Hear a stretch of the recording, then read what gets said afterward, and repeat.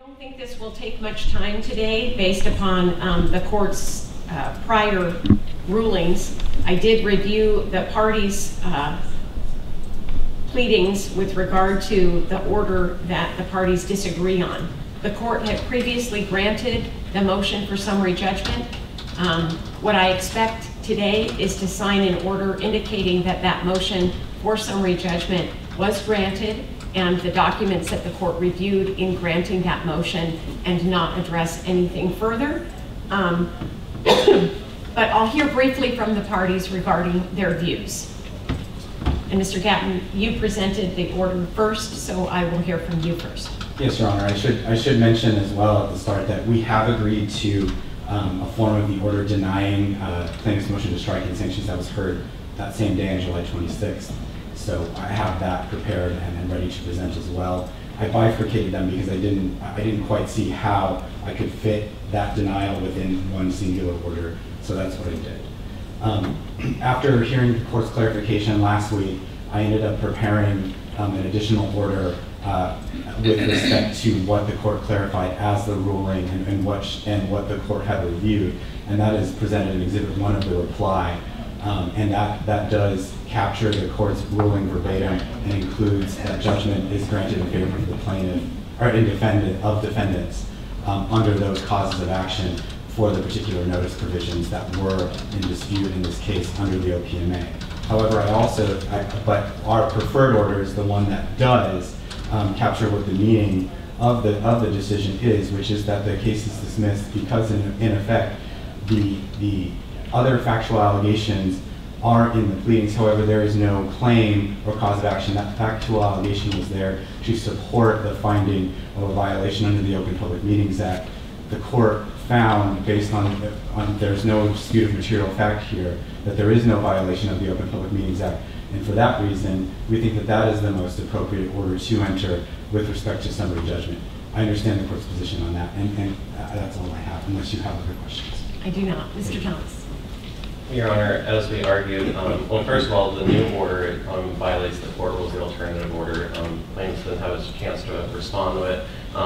As the court is aware, that needs to be filed in the moving papers. This is an ambush, and so I'll just address the first order that was improperly filed with the moving papers. And defendants are using this as a bait and switch. Your Honor just said that the court was going to rule on the summary judgment motion as is documented in the response to the motion for proposed order. Defendants argued the 2017 meeting policy, but this court expressly said that it wasn't going to rule on the 2017 meeting policy. So there's a problem with this order, and defendants came in and they argued the 2017 meeting policy, but it wants this court to rule on the OPMA. And that constitutes a bait and switch, and defendants are trying to get this court in order to make arguments for them sua sponte, and that's untenable under Washington case law. So we would just argue that the court shouldn't sign the order. Do you have a proposed order, Mr. Thomas? Not today. But I'm sure that Mr. Gatton and I could get together and have one. I told Mr. Gatton that I'd be willing to stipulate to one if he struck the motion for today, but he wasn't willing to do that. Thank you.